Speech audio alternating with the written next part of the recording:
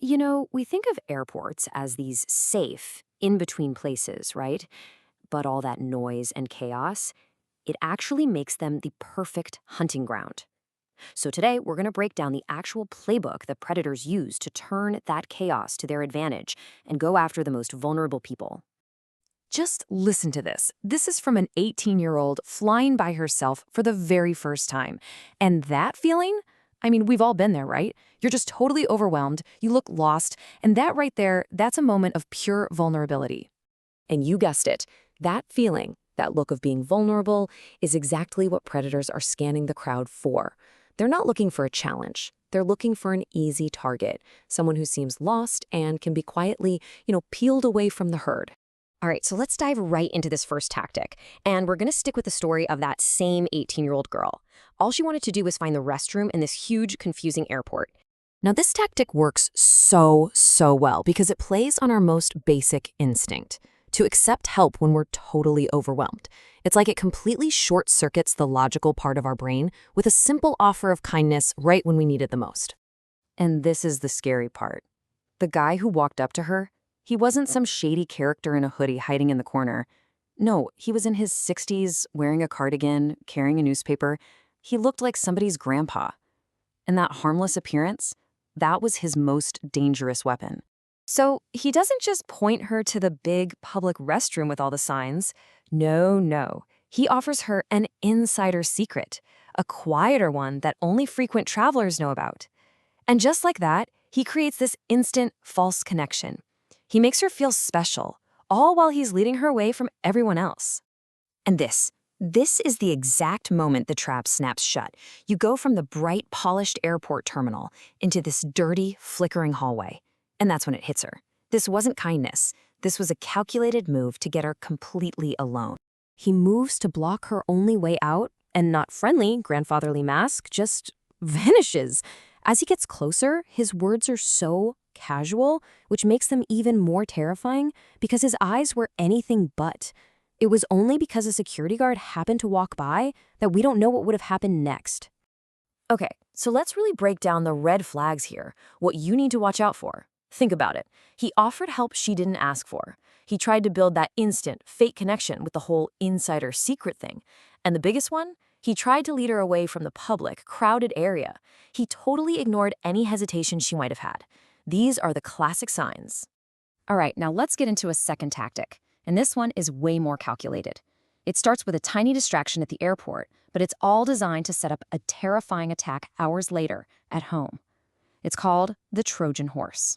And to understand it, we're going to look at the story of two sisters, Lucy and Mitty.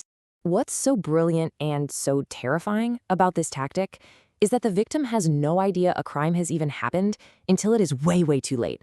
That little encounter at the airport, that's just move number one in a much bigger, much more sinister game.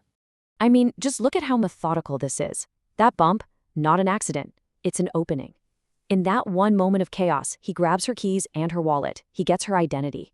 And then, instead of just taking the cash or using her cards, he goes for the ultimate violation. He goes to her house, and he waits. And this is what he said when they walked into their own home and found him standing there.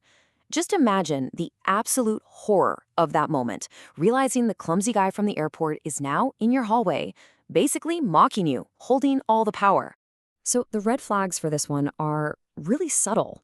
A bump that feels just a little too hard. An apology that sounds a little too dramatic, almost rehearsed. It's all about trusting that gut feeling when a chaotic moment just feels staged. And then immediately, you got to do a mental check. Keys, wallet, phone. Where are they? Okay, our final tactic is, well, it's maybe the most disturbing of all because it targets children. But it does it by first disarming the very people who are there to protect them, their parents. This tactic literally uses our own social etiquette as a weapon against us. The predator acts so friendly, so harmless, that parents feel like they'd be rude to interrupt or step in. They are counting on the fact that you don't want to make a scene. And this is exactly how it started, on a flight to, of all places, Disney World. This older guy makes a seemingly generous offer to a 5-year-old boy named Luther who couldn't see out the window. The parents, thinking, how nice, they agree. And just like that, the door was open. Now, look at this. This shows you the slow, deliberate escalation. The questions start off totally normal, right? Are you excited? But then they slowly start to pivot to digging for critical information. What hotel are you at? What's your home address? All while he's building this fake friendship with a 5-year-old. But the kid felt it. Before his parents even noticed, this little 5-year-old boy knew something was off. His rudeness, just saying, "Can you stop talking?" That was the alarm bell.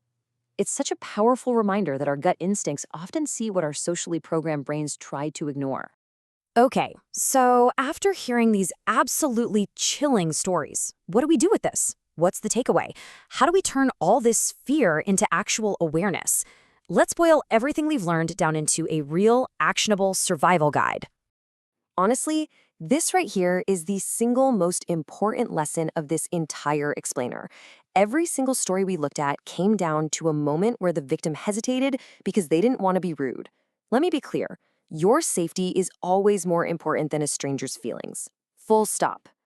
And here are the practical steps. It's simple stuff, but it's crucial. Stay where the people are. Guard your personal info, your keys, your wallet like it's gold. And this one is so important. Teach your kids that it is absolutely okay to be rude to a grown-up who makes them feel uncomfortable. Trust that feeling. If something feels off, it is off. Get out of there. And if you ever, for 1 second, doubt that gut instinct, I want you to remember this. That friendly man on the plane, the one the parents almost dismissed as just a lonely old guy. Yeah. They saw him on the news later that same day. He was a wanted child trafficker who used flights to find and gather information on his next victims. The stakes could not be more real. So, the playbook these predators use is specifically designed to prey on our desire to be polite, on our hesitation to make a scene. Knowing their tactics, that's your shield.